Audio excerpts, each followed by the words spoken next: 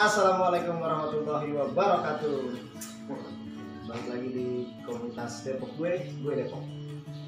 Kesempatan pagi yang indah ini, gue ditemenin sama Habib Isal berkunjung di tempat Bapak Muhammad Fuad Esko Part 2 bagian kedua. Setelah kemarin kita bicarain masalah politik, budaya dan lain-lain, janjinya hari ini kita mau ngebahas ayat yang berbunyi ya ma'syarul jinni wal insi dan seterusnya, surat Ar-Rahman ayat 33. Pada kesempatan hari ini gue pengen Habib Isal ngejelasin dulu masalah ayat itu. Apakah ayat itu dalam konteks politik maupun organisasi kekinian bisa diterapin atau enggak, karena banyak banget sekarang para habaib, para kiai, mungkin juga para pegiat-pegiat agama yang menggunakan ayat ini untuk merebut kekuasaan. Silakan, Bib. Assalamualaikum warahmatullahi wabarakatuh. Waalaikumsalam. Bahas ayat ya. Ngeri. Ya maksudnya kemarin kita kaderisasi pakai itu, Bib. Iya. Pakai ayat itu. Pakai ayat itu. Kaderisasi. Padahal dari banyak mufasir yang udah mentafsirkan ayat tadi, itu ayat hubungannya sama lu tuh sebetulnya nggak bisa lihat dari kematian. Koda dan kodar. Kalau kodar yang lebih tepatnya kematian. Di bahasa Arab tuh ada istilah gini, dulu kaidah istisna. Setiap pernyataan pasti punya pengecualian gitu ya. Kullu qaidah istisna. Setiap pernyataan pasti punya pengecualian. Termasuk pernyataan tadi. Iya. Iya kan? Setiap pernyataan pasti punya pengecualian. Termasuk yang tadi kita sebut itu. Yang tadi salah satunya adalah matikan. Semua ada kecualinya. Setiap ulama bikin fatwa rule ya. Masih ada contoh deh. Sholat wajib berdiri.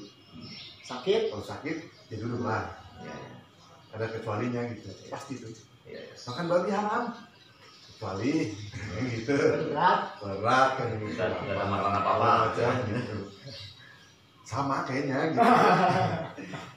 Agama jangan dibawa ke politik kecuali udah kebatal lapar. tuntutan. Agama jangan dibawa ke politik kecuali dalam keadaan lapar. Habib Soleh bin Novel Aratos. Kan gitu tuh. Kayaknya mah ya kan. Hobi banget gitu. Pakai istisna ke hobi gitu, pakai pengecualian ke hobi banget gitu. Padahal kan Kalau gue cek Tuhan, nah itu dia kan perkaranya. Dari banyak kasus yang saya alami gitu, bahwa orang tuh sekarang kayaknya mulai mau mencoba nipu Tuhan dengan Wiki, dengan segala macam gitu. Bukan itu KPU ya, bukan ya? Itu betul. Makanya saya juga jadi kalau Tuhan aja mereka mau tipu. Kayaknya mah KPU mah waduh. dulu pertama kali gua tuh terjun di politik, doktrin yang ada di otak gua ini satu. Dulu ya gitu. Politik itu cuma dua kerjanya. Satu nongkrong, dua jatuhin orang. Satu nongkrong, from cafe to cafe. Kedua jatuhin orang gimana caranya. Nah, sekarang gue minta pertanggungjawaban Pak Fuad. Ayat yang pernah dipakai itu. karena gitu Pak Fuad. Menurut Habib kan nggak ada hubungan ini. Karena ini hubungannya sama kodar gitu. Kematian, karena asbabun nuzulnya itu apa namanya tentang sujud apa segala macam, dan bahwasannya ya lu kalau sumpah mau apa namanya mau nembus langit, mau nembus bumi, ya lu kumpulin semua masyarakat di manusia, gitu. Lu kumpulin, lu tantang gua bahasa Tuhan kan gitu. Yang hebatnya yang pertama kali disebut di situ jin dulu tuh, yang memang katanya mereka lebih mampu dan sakti, lebih sakti untuk melampaui berbagai dimensi kan gitu. Lintas. Ya kan, bahkan ulama mengartikan itu tantangan sebetulnya. Nah, di sini berarti tantangannya yang menarik gitu kan. Artinya bagaimana caranya kita menjawab sebuah tantangan, kan gitu intinya. Loh, aku bukan Tuhan aja nantang manusia, artinya Tuhan itu saja itu apa istilahnya itu meskipun Tuhan tahu bahwa manusia dan jin itu bakalan mampu, tapi itu statement Tuhan bahwa kalian itu bersungguh-sungguhlah. Kalian itu bersungguh-sungguhlah. Artinya apa? Ya masyaallah jin wal insi itu ya manusia, jin dan manusia. Jika kau pengen tembus langit ya kalian mampu. Harus punya kekuatan. Harus punya ilmu. Nah, cuman tadi itu kembali. Nah ini porsinya ente itu. Ya kan dengan adanya pengecualian tadi itu kan ayatnya gitu kan. Wahai masyarakat jin dan manusia. Masyarakat itu kan sebetulnya dari asyraf katanya. Dihitungnya per 10 gitu. Jadi perkumpulan sebetulnya. Ya. Komunitas apa aja nih? Ya. Dari jin kayak dari manusia kayak ngumpul lalu. Termasuk partai politik. Termasuk. Iya. Termasuk. Artinya jin punya komunitas. Jin punya komunitas juga. Kayaknya ada PKB juga kali ya. Jangan sebut merek dong. Tapi kalau kebiasaan ya. Abis kalau gue bilang hijau nyarum yang lain. Nah, itu kira-kira Nah, kan di ayat juga tadi gitu kan, kalian tidak akan bisa melewatinya kecuali lagi itu. Iya. Kecuali dengan kekuatan. Kan kita tahu ya di bahasa Arab itu kan ada kata yang sifatnya umum, terus sifatnya khusus. Karena orang Arab tuh nggak senang pembuangan kata dong. Iya. Mereka tuh sangat tidak senang peradaban mereka ya. Kan kita kalau ngomong bahasa kita ngomong peradaban. Di peradaban mereka itu sangat tidak suka buang-buang kata. Bener-bener to the point. Makanya mereka sering di gramatikalnya itu sering banget mereka tuh pakai kata ganti. Jadi kata ganti itu mewakilinya konteks gitu. Jadi hanya bukan teks nih yang kita bahas tapi konteks. Ada yang kata itu kembalinya ke konteks. Contohnya alif lam. Nah ini sudah dipakai nih. Jadi ada nakirah, ada marifat kalau di situ ya. Kalau di istilah di gramatikal bahasa Arab kan. Teman-teman boleh searching sendiri. Silahkan di searching, datanya nggak diumpetin kok, nggak kayak data-data yang lain gitu. Kalau ini mah bisa dicari gitu, nggak yang diumpetin apa gimana gitu data-datanya. Oke. Dicari aja di situ. Kalau dia pakai tanwin, tandanya isim itu nakiro. Kenapa tidak pakai alif lam? Allah bilang, ini Allah ngasih kekuasaannya ternyata ke umum. Makanya ulama mengartikannya sebagai kekuatan. Nggak, kalau gue sih gini ya, gue ngeliatnya justru karena tadi umum tadi gitu. Kayak contoh, kalau Allah ngomong sama orang Islam, mesti ahladzina amanu. Iya, terima. Orang yang beriman. Puasa lu, pada sembahyang lu pada gitu. Tapi berbeda ketika Allah ini lagi komunikasi sama seluruh alam tuh. Pasti maknanya umum ya, ayuhan nas. Terus ya pokoknya macam-macam lah gitu. Nah, di sini mungkin pribadi gue ya, ketika tadi kalau kata Pak Fuad bilang, lah itu ya kita harus jawab tantangan itu gitu. Nah, sementara ketika kita nggak jawab tantangan itu, maka ada umat-umat lain yang bisa menjawab itu gitu. Contoh sederhana nih, yang bikin Apollo 11 itu bukan orang kita bos. Gitu. Tapi mereka bisa menjawab tantangan itu. Bukan berarti juga menantang Tuhan, bukan gitu. Akan tetapi, ayo kita kalau bicara fastabiqul khairat nih, ya kita fastabiqul khairat. Nah cuma konteksnya dalam hal ini, kalau seandainya kekuasaan itu diambil sama orang-orang yang buruk, sama orang-orang yang berperilaku tidak baik, maka siap-siap kehancuran ini negara, ini kota, gitu. Kira-kira gitu. Ya gue sih nggak tahu lah apakah ini mana pengecualian yang tadi atau gimana. Yang jelas 2014-2015 ya kita salah satu orang-orang yang mendoktrin teman-teman itu pakai ayat itu. Mungkin bisa lebih dijabarkan lagi dalam konteks organisasi sama Pak Fuad. Gimana Pak? Ya artinya kalau kita mereferensinya atau meliteraturnya pakai ayat apa itu surat itu atau Ar-Rahman itu jelas kita punya punya kesempatan, opportunity apa? Opportunity bahwa kita secara vertikal Allah telah memberikan kesempatan ya kan, memberikan kesempatan. Ini sebenarnya memberikan kesempatan kepada masyarakat kelompok jin dan masyarakat manusia seluruhnya ya. Oke.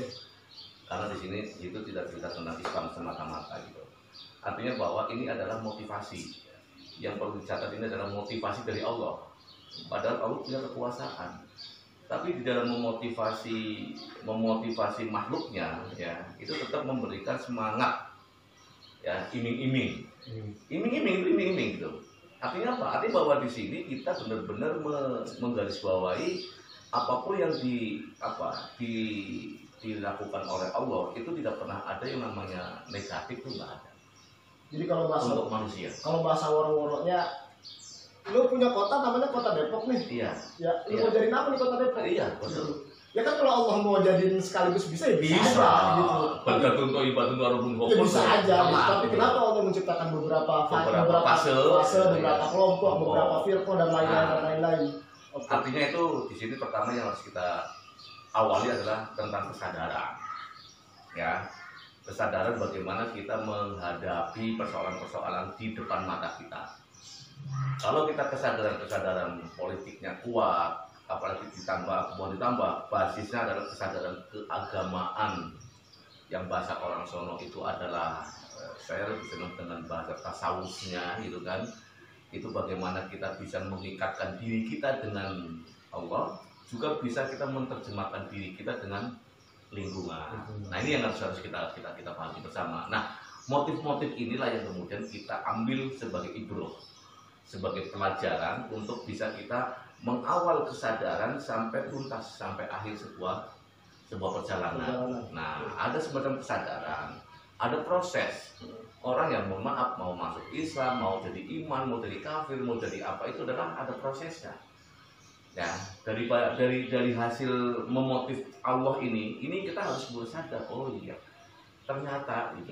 Allah pun itu memberikan ruang gerak, yaitu apa? Sultan. Ya, Kerajaan, kekuatan, ilmu dan yang mohon maaf banyak. Mohon maaf loh, yang saya bikin di sini adalah bisa kekuatan, bisa ilmu, bisa politik, dan mohon maaf bisa juga ada yang namanya selain kekuasaan mutlak Allah lah ya. Kalau kekuasaan mutlak Allah dari ayat itu kita sudah yes lah, itu adalah memang mutlak. Allah tuh benar-benar mutlak kuasa. Lu pites bisa bahasanya gitu kan, nggak ada urusan gitu kan. Tapi ini akan memberikan kesempatan kepada makhluknya secara horizontal kita ini, bahwa sultan itu bisa apa? Peradaban. Nah, jika kalian mau hebat, jin dan manusia, ya rebut itu peradaban itu. Nah, peradaban itu macam-macam, kekuasaan, keilmuan, budaya termasuk itu adalah merupakan sultan. Saya ingat seperti itu kira-kira. Saya ingat kata-kata Mbah Khalil ya, Papua aja gitu. Jadi kata Mbah Khalil itu khairun nasi man kana zahiruhu syariatan wa batinuhu haqiqatan gitu. Sebaik-baiknya manusia itu yang secara zahirnya bersyariat, secara batinnya berhakikat. Dalam konteks ini masuk nggak sih? Karena katanya umum ya, kayaknya karena kata sultannya pun akhirnya umum. Kan kalau di bahasa Arab itu, kalau diterjemahkan ke bahasa Indonesia, setiap yang ada tanwin itu pasti ada imbuhan sebut. Kayak pulpen kan bahasa Arabnya kolamun. Berarti kalau kita bilangnya kolamun itu artinya sebuah pulpen. Oh namun kambing, berarti kalau dia karena dia pakai tanwin, berarti kita bilangnya seekor. Ada imbuhan sebut. Nah kayaknya karena katanya pun umum gitu ya, karena yang dipakai umum, kayaknya yang dibilang Bang Fuad menarik akhirnya jadinya menarik. Dan sebetulnya sih gue sendiri akhirnya makin yakin gitu, ternyata banyak ya orang yang bisa dibilang religius tapi mikirin kelangsungan banyak orang, ya mungkin dalam jalur politik apa kayak gimana ya kan. Emang sekarang kalau mau merebut kekuasaan pakai itu kan. Iya kan, walaupun ini sih nggak nyinggung nggak nyinggung ini mah ya nggak cuma nyindir ya nyindir mah ya kan, dengan bukti nih ya kan, 7 juta orang yang ngumpul di satu tempat itu kan nggak merubah apa-apa tuh kecuali turunnya indeks HAM kita kan gitu. Itu aja rugi semua karena nggak ada tangan besinya kan gitu, bahasa kita kan gitu. Gimana Bang? Ya saya pikir kembali lagi kepada satu persoalan-persoalan yang substansi gitu kan. Tadi kalau kita menarik dari persoalan syariat dan persoalan hakikat itu benar. Artinya bahwa meskipun ya mungkin kelompok-kelompok tertentu lah mengatakan itu adalah nggak ada ma'rifat, nggak ada hakikat, nggak ada tarekat dan sebagainya, itu ya biarin aja mereka punya pemahaman seperti itu. Tapi pada kenyataannya ya apapun punya tahapan-tahapan. Ketika kita melakukan hanya syariat, berpolitik hanya syariat, berpolitik hanya format-format prosedural, ya itu ya maaf tidak ada substansi dan hakikat berpolitik itu apa ya tadi itu ya hanya seperti apa yang dilakukan oleh pemilu-pemilu yang kemarin-kemarin dan yang sekarang yang nanti itu. Kenapa? Tidak ada substansi atau hakikat politik itu sendiri. Contohnya pilkada, hakikat pilkada itu apa sih? Oke, syariatnya ya begini, kemudian koalisi, kemudian ini, kemudian ke KPU dan sebagainya, datangkan tingkat dan nusuk coblos itu syariatnya. Tapi hakikat yang nanti ketika kita nyoblos seperti apa? Hakikat kawan-kawan berkoalisi itu seperti apa? Kan dulu seperti itu. Ya jelas lah kalau di koalisi di tingkat nasional mungkin bagi-bagi kuenya jelas, bagi-bagi kekuatannya jelas, bagi-bagi perannya jelas. Nah kalau di pilkada bagi-bagi sharingnya itu apa? Kan nggak mungkin jual putus ya apakah mahal selesai gitu kan, itu kan sesuatu yang tidak menarik gitu loh. Nah artinya apa? Artinya biarkan dinamika politik ini berkembang dengan baik ya. Harapannya itu tadi pelaku-pelaku yang membawai atau membidangi ya sebuah partai politik itu benar-benar harus down to earth gitu loh. Artinya ke bumi itu persoalan-persoalan apa sih, mohon maaf, persoalan Depok seperti apa sih? Mungkin kawan-kawan atau kita semua tidak bisa melihat tapi bisa merasakan bagaimana indahnya Depok gitu.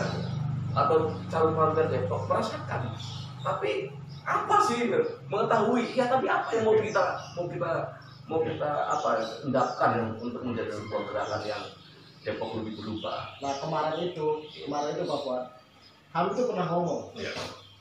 dan itu yang sampai sekarang tuh kayaknya di otak, mungkin bukan cuma saya ya, ada beberapa teman yang apa namanya yang ketika kita diskusi itu ngomongin masalah Depok lah.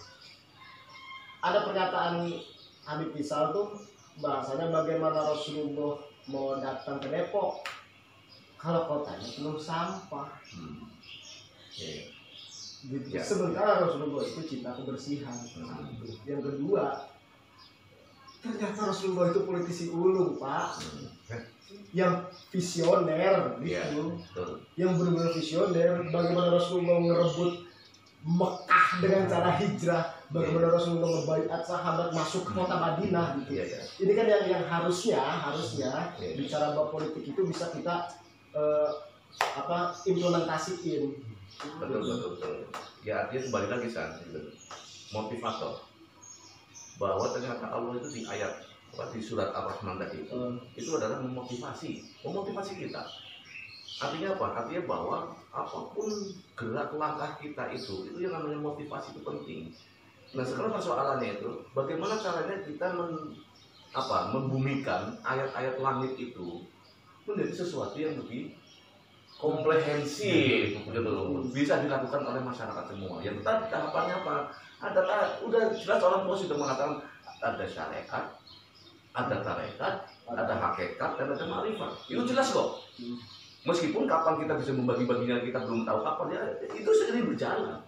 Kita melakukan ibadah-ibadah tanpa hakikat juga, tanpa itu lah. Ya ma'rifat kita mungkin kita sudah punya, tapi tingkat kema'rifatannya mungkin 0,000%. Ya kan?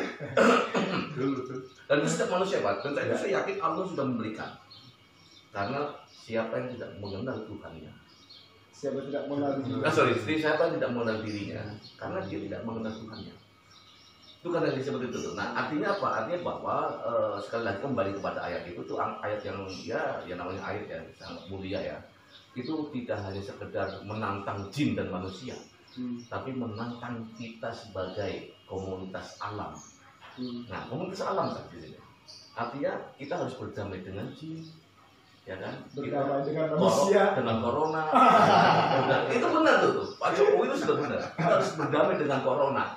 Artinya apa? Artinya bahwa kita harus mampu membangun sebuah peradaban-peradaban yang kebersamaan tadi itu. Ya tetap lah itu ada pakem-pakemnya bagaimana kita harus damai. Ya kita damai dengan Yahudi ada pakemnya. Kita damai dengan lawan politik kita ada pakemnya. Bukan berarti kemudian kita bersimpuh dalam tanda kutip mengabdi kepada mereka tidak, tapi ada pakemnya. Ada rule of the game. Ada rule of the game gitu. Ya kayak kita sebagai mungkin komunitas politik, partai politik diserang orang lain ya kita harus marah gitu kan. Kita harus marah. Nggak boleh diam gitu loh. Kita kalau kita ngomong, nah itu contohnya gitu kan. Jadi motivation, saya mengambil ayat itu adalah ayat motivasi. Teman-teman, ketika ada ayat yang menerangkan tentang tantangan Tuhan kepada manusia, maka ayat itu adalah ayat motivasi. Sepakat ya, Bib? Ya. Bisa jadi gitu. Yang jelas kalau keterangan dari Papua kan gitu. Bagaimana lu bisa adu gagasan, lu bisa adu ide, bisa buat memperbaiki masyarakat yang ada. Iya.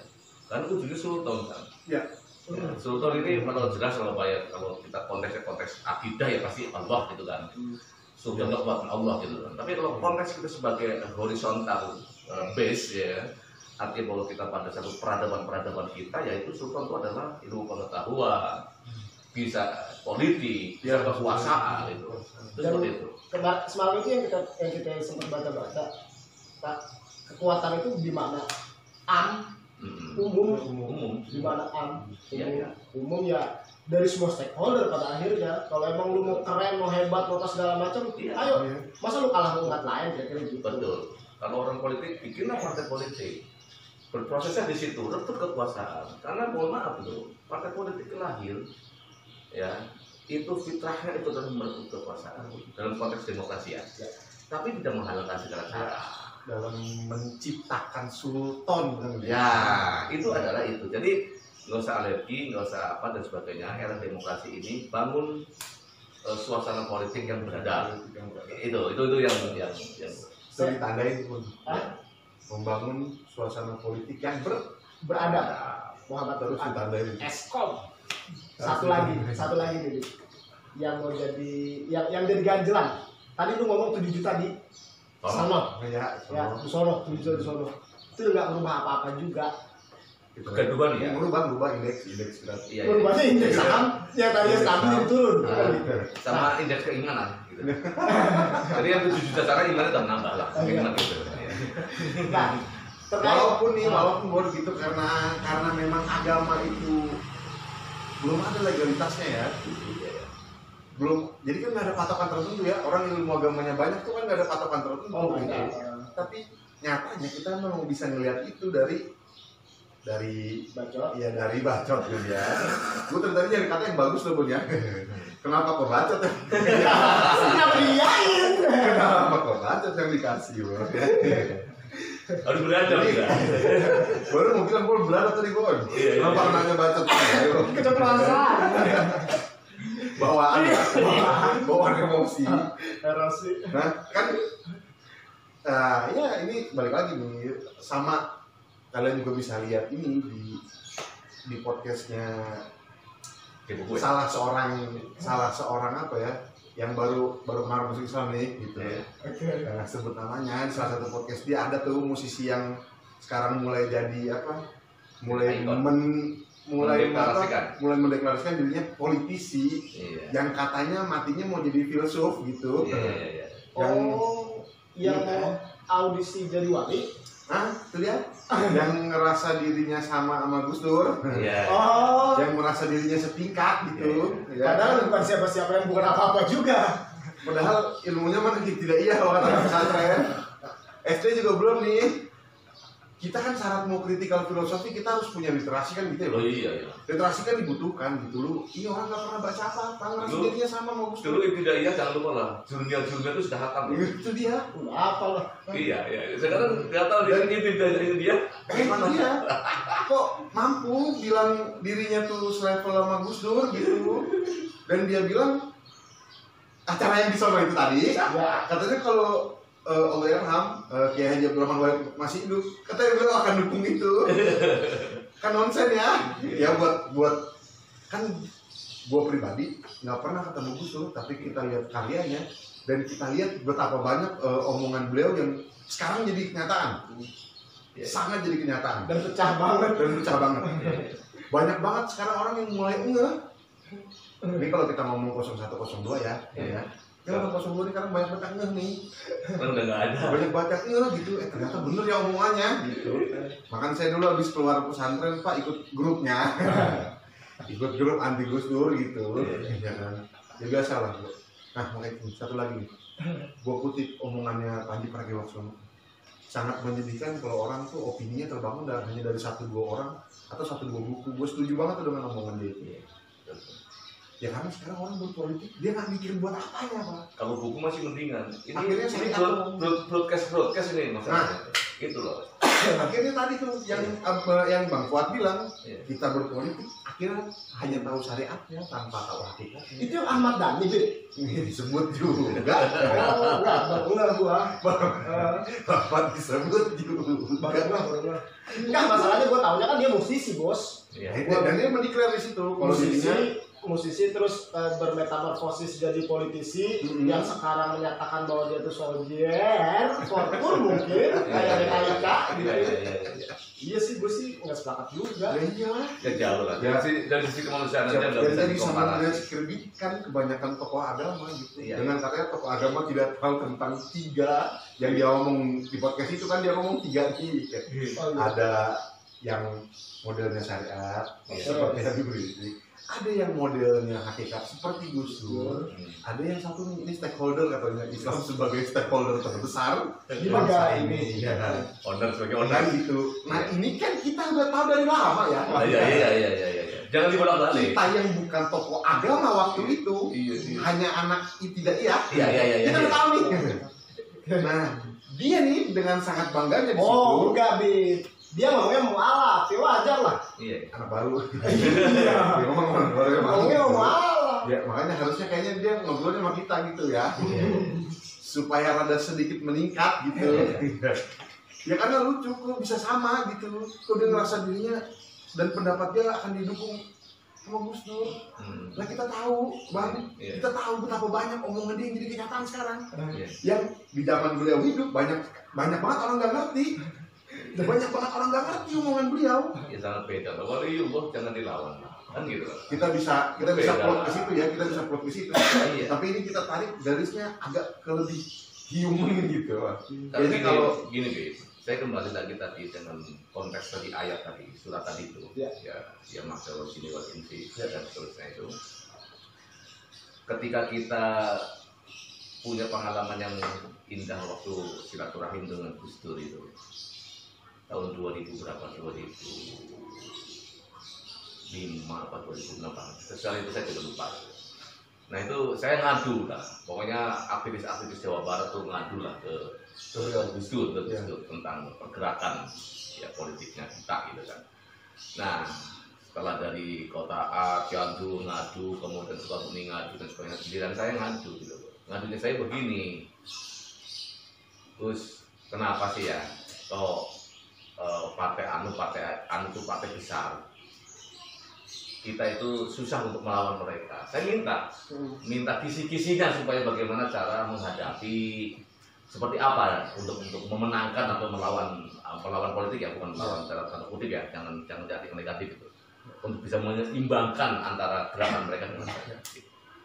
Gus Dur cuma satu jawabnya itu, mereka itu bukan sesuatu yang besar, tapi justru kita lah yang lemah. Mantap. Artinya apa? Mohon maaf, buat Gus Dur tidak ada sesuatu yang menakutkan. Ya, ini juga sama juga dengan ayat yang tadi itu untuk memotivasi bahwa kalau kalian itu memang hebat dan sebagainya itu tembus langit. Ya, tapi kalian tidak bakalan tembus kecuali apa? Ya dengan kekuatannya Allah tadi itu. Sama juga. Lu tuh nggak bakalan bisa menyamakan dengan menyeimbangkan dengan partai-partai lain dengan kekuatan kecuali kalian itu punya kekuatan, punya imun yang kuat. Nah selama ini dikatakan dengan apa oleh Gus Dur itu bahwa kita tuh yang lemah. Mohon maaf, dikit-dikit masuk angin, dikit-dikit kerokan, dikit-dikit apa, baru menghadapi begini-begini aja harus ada bensin, harus ada nasi bungkus, Panas lu dong. Nah inilah kemudian saya mengartikan sampai hari ini saya penasaran banget dengan tesisnya Gus Dur yang tadi itu. Bukan mereka yang kuat, kita yang lemah. Itu motivasinya dari Gus Dur sampai hari ini saya Bro, di tanda ini tuh. Ini jadi quote nih bro, quote Gus Dur yang pernah dialami oleh Pak Fuad sendiri ya, bahwasanya mereka tuh nggak kuat, justru kita yang lemah. Tantangannya tadi, bagaimana lu bisa adu ide, adu gagasan, mikirin bagaimana caranya Kota Depok ini bisa lebih maju ke depan, lebih bagus, lebih keren, dan lebih terakomodir semuanya. Dan satu lagi, jangan sampai sampah berserakan juga, gitu. Karena esensi dari agama itu ya bagaimana lu bisa. maka dari itu era sekarang ini untuk Depok dan mungkin senasional lah ya, dan itu sudah dilakukan oleh Presiden kita Jokowi, yaitu bergetar. Apa itu? Depok bergetar, Indonesia bergetar, berani, gesit, dan transformatif. Saya punya vibrator. Nah disitulah nanti akan muncul orgasme kan. Ketika Arahnya ke orgasme. ketika vibrator itu masyarakat akan jadi orgasme loh, itu enak loh. Artinya apa? Artinya bahwa ketika ada seorang pemimpin yang berani, seorang yang gesit, punya jejaring dan sebagainya kuat, Akan cerita. transformatif artinya itu mampu berani melakukan cara-cara yang lebih baik. Ya, ya kan yang kan mengajarkan kayak begitu. Iya. Kita mengadopsi gagasan-gagasan lama yang baik, tapi kita juga meninggalkan atau mengadopsi gagasan-gagasan yang lebih baik. Ya. Kan gitu. Itu kan konteks modelnya NU yang luar biasa. Ya, yang sampai hari ini mohon maaf tak pakai terus gitu kan. Artinya bahwa ada sesuatu yang lebih baik, ya kenapa tidak? Why not? Kita jangan dipojok terus, jangan apa dan sebagainya. Maka dari itu Depok bergetar, Indonesia bergetar itu adalah, atau mungkin partai politik apapun bergetar adalah pimpinan yang punya keberanian, yang gesit, lincah, bagai burung kakak tua. Kakak tua bisa Kakak tua nggak ini ya. Jangan seperti kakak tua, gimana sih itu? Gesit, kemudian transformatif. Nah inilah yang kemudian kita butuh Depok hari ini. Siap. Indonesia sebenarnya sudah punya Pak Jokowi. Itu sudah bergetar, sudah berani, sudah gesit dia, tangping dan sebagainya. Dan transformatif, mohon maaf, meskipun nanti untuk hari ini Nadiem Mas Menteri ini agak sedikit blunder, dan tolong Pak itu diresapel lah Pak ya. Ini menurut para masyayikh Pak ya. Nah artinya apa? Artinya bahwa Indonesia sudah dimulai bergetar. Nah tinggal Depok untuk pilkada besok. Gimana cara Depok bisa bergetar? Bergetar, berani, gesit dan transformatif. Itu yang harus kita impikan. Yang jelas Depok jangan ngebor. Kayak ini. Apa itu? Kayak ini. Jadi keris. Oke teman-teman, semakin menarik ya. Tadi pernyataan dari Habib Soleh atau Habib Isal, pernyataan dari Pak Muhammad Fuad. Terakhir gue pengen ada kesimpulan karena ini bicaranya ayat, maka pegiat agamalah yang punya kapasitas, kewenangan, punya stempel, punya kewenangan buat ngomong terkait ayat tadi. Berikut dengan pernyataan tadi yang orang yang setara sama Gus Dur, padahal dia bukan siapa-siapa juga. Beb, terakhir pernyataan Beb, sekali kesimpulan. Kesimpulannya adalah berarti kayaknya kita harus mulai memahami hakikat politik ya. Yes. Atau berpolitik dengan hakikat. Karena cukup apa ya? Kan yang namanya terjemah sama makna tuh beda ya. Yes. Ya, beda ya. Kan kita ini ada degradasi pemahaman makna deh. Ya di kita tuh kayaknya pemahaman makna tuh kayak mulai nggak tahu. Gue sih ngeliatnya karena udah terlalu banyak sinonim gitu Bang. Ya. Terlalu banyak sinonim. Terlalu banyak istilah.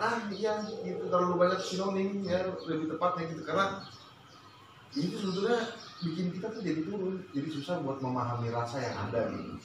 Karena rasa nggak pernah bohong tak? Kan yang bohong gitu. Iya. Sebagaimana omongan dulu, waktu yang membuktikan mana tulus mana modus itu. Yes.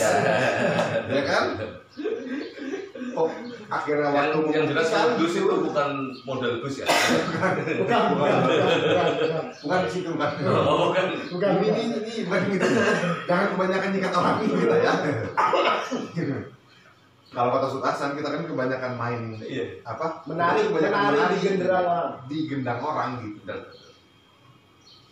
Termasuk orang ini ya gitu kayaknya motivasinya terlihat jelas kan akhirnya gitu kemodusannya dan waktu yang memperlihatkan itu dengan menganggap dirinya sama Gus Dur terus dengan ngerasa dan karena dirinya ngerasa sama Gus Dur dia mampu mendiskreditkan orang lain hanya karena ngerasa dirinya sama padahal kita semua tahu gitu siapa dia ya kalau ngomong musik oke, padahal di video sendiri dia udah kantor omongannya tuh ya kan dia diledekin sama anaknya Karelias kan ya kan ngomong bang lu kalau bikin musik jago tapi urusan ini bang lu kalah sama gue wah dia dari gue 13 tahun kan katanya gitu katanya si bocah itu iya pulang ya katanya bocah tadi tuh kata gua kalau kita makan umurnya juga jauh ya tapi kalau ngomong wawasan mah nggak ngomong umur doang gitu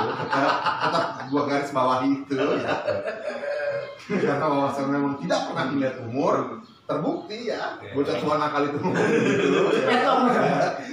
ya kan mulai panas aja ngomonginnya karena Gus Dur tuh bisa jadi salah satu orang yang jadi terhormat banget di hati kita ya di hati banyak orang khususnya ya, di hati gua karena impactnya dari tadi yang kita nggak suka dari tadi kita yang dibikin benci dengan lo boleh tandai lo boleh bold ini bro lo boleh tebel ini dengan ideologi hasil onani ya ya yang trotnya bukan hasil getar ya bergetar yang trotnya bukan hasil vibrasi itu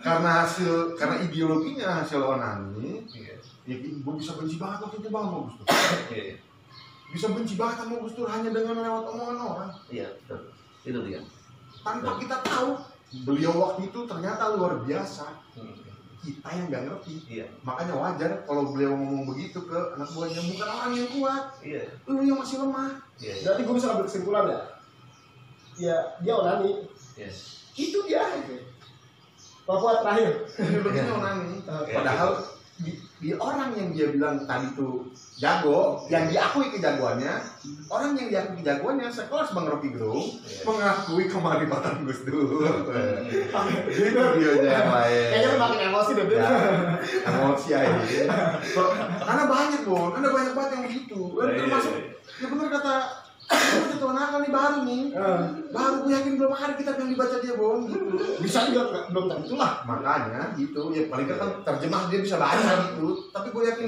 dia luput dari itu gitu loh kok bisa ngerasa dirinya sama Genjep Romanwati sosok luar biasa gitu stop Papua terakhir ini saya kalau gue ngina dia aja bisa sejam ini yang kembali kepada ayat dan kehidupan sekarang ini kan tetap ya Allah dan para tokoh ya itu selalu memberikan motivasi ke kita ya kan jangan sampai kita berhenti untuk bergerak artinya apa gagasan pemikiran apapun pemberdayaan atau apapun ya ceritanya tetap kita harus punya motivasi yang kuat karena kalau kita berpolitik kita beragama tidak punya motivasi apapun itu nanti juga hanya cerita saja gitu kan.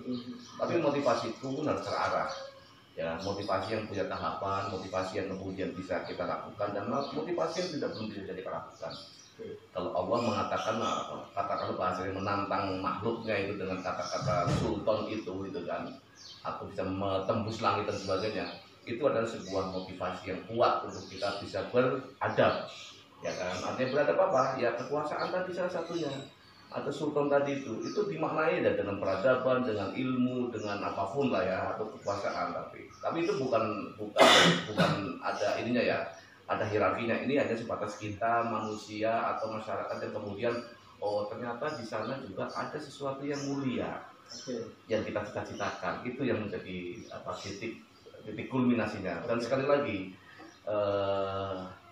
konteksasinya dengan Depok ya tadi itu, kita ikhtiar, kita memotivasi masyarakat Depok dengan catatan bergetar, ya berani, kemudian ya ada yang gesit, kemudian transformatif, ya.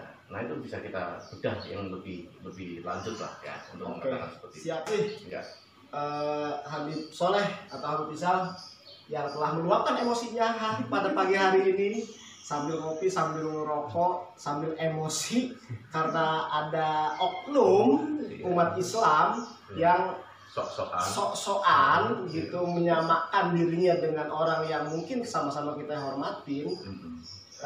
Ya mudah-mudahan ini jadi ibrol lah, pembelajaran bahwa ya lu nggak sama bro sama beliau tuh, lu nggak sama, jauh banget. Terus yang kedua, terima kasih Pak Muhammad Fuad yang udah ngasih motivasi kita pada pagi hari ini, bahwasanya politik itu ya lu beradab, berkebudayaan, lu harus punya proses yang matang, berhakikat. Lu jangan lupa bahwasanya hakikatnya semua perjalanan ini punya Allah, dan lu nggak bisa keluar dari perjalanan itu, dan lu nggak bisa ngapa-ngapain, dan lu nggak bisa, lu lemah, termasuk kita semuanya lemah gitu. Kalau kaitannya dengan konteks ayat tadi. Dan satu lagi kan, quote dari beliau, dari Gus Dur, bahwa di atas politik itu adalah kemanusiaan. Di atas politik itu adalah kemanusiaan. Itu aja. Terima kasih banyak teman-teman. 2 kata buat Depok, Bib. Kalau kemarin agama baru, sekarang lebih tepatnya penggeseran paradigma. Pak Fuad, 2 kata buat Depok. Depok bergetar. Terima kasih. Gesit, transformatif. Lu tambahin dong. Itu kurang cuma bergetar itu lebih. Supaya lu tambahin dong. Lu tambahin Depok apa kayak Depok cerot kayak Depok apa kayak Depok cerot. Terima kasih teman-teman. Mohon maaf segala kekurangan. Wallahul muwaffiq ila aqwamit thoriq. Assalamualaikum warahmatullahi wabarakatuh.